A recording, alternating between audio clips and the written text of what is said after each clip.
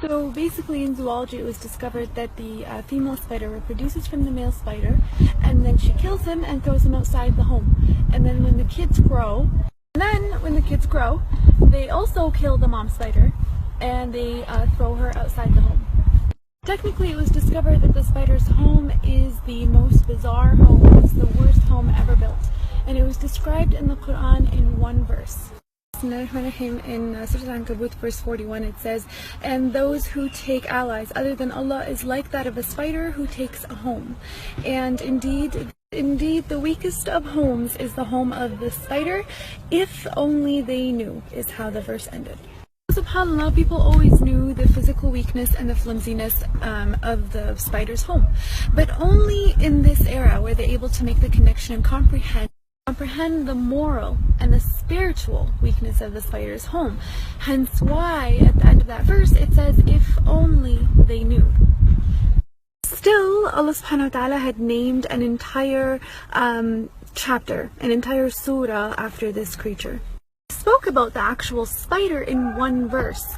The rest of the surah was about fitan, sins and temptations.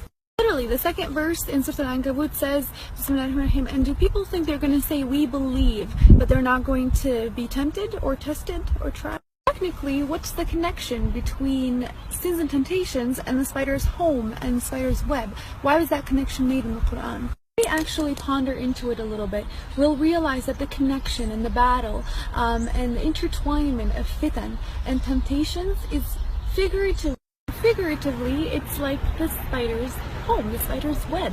Temptations are everywhere. There's a lot of them, and sometimes they're very intertwined and connected, where sometimes it becomes very difficult for the fitan or temptations to be individually distinguished. And that's why the comparison was there. A human who falls into the trap of temptation and sins is like a human who figuratively falls into a spider's web, technically. Here's the thing.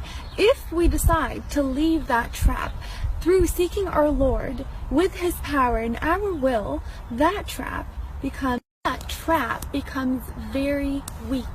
Just like the spider's web, it gets demolished with the touch of a finger. SubhanAllah, I just thought that connection in the Quran was very fascinating, very interesting. May Allah protect us from any fitan and temptations there.